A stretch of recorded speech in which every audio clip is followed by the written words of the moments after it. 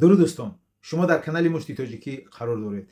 پیش از شروع کردن حتما ابونه شوید و زنگولچه رو زیر کنید که همیشه خبرهای ورزشی با شما دسترس باشند.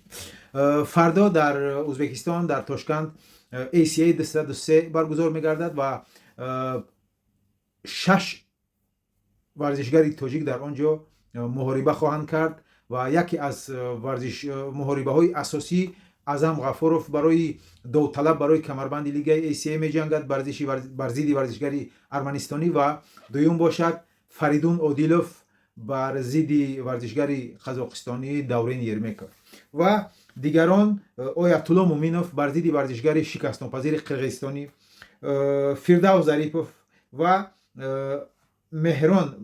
مهراج محمدشویف و مهدی آرزوزاده.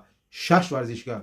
دوستان با شما یک سوال، کدام ورزشگری تاجیک شانس زیاد دارد برای دست بالا شدن؟ ما همیشه امیدواریم که همشون دست بالا میشود و فکرتان رو در کامنت ها نویسید و محاربه اعظم غفورов این محاربه اساسی همین شام باشد و این برای داوطلب بودن برای لیگ کمربند لیگ ACA. اگر اعظم غفورov دست بالا شود او حتما محاربه آیندهش برای کمربند لیگ ACA می باشد که اگر اعظم غفورov قهرمان لیگ ACA شود این یک افتخار است و این یکمین قهرمان لیگ ACA می باشد که از تاجیکستان.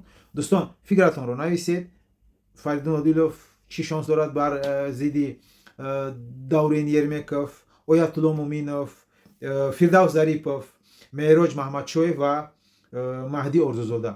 دوستان 6 ورزشگر فردا شام در ازبکستان از تاجیکستان الان 2 تا اتوبوس به سمت ازبکستان شروع کردند رفتند و فکر میکنم که خیلی زیاد تاجیکا در اونجا ورزشگران ما رو دستگیری میکنند. حتما تاجیکان ازبکستان، سمرقند، بخارا، فرغانه فکر میکنند که همه مردم تاجیک ازبکستان هم ورزشگران تاجیکستان رو دستگیری میکنند. دوستان فکرتون رو نویسید. فردا شام فکر میکنم که در سایت لیگ ACA در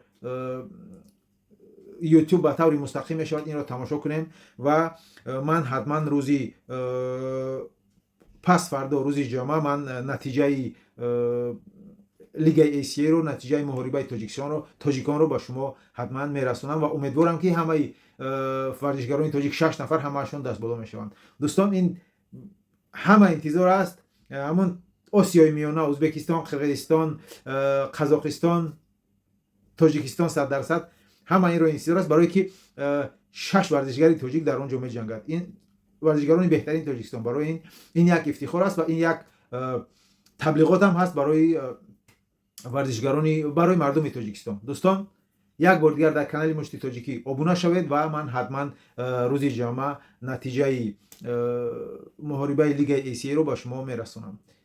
خدا یار و یاورتان باد تا امید دیدار.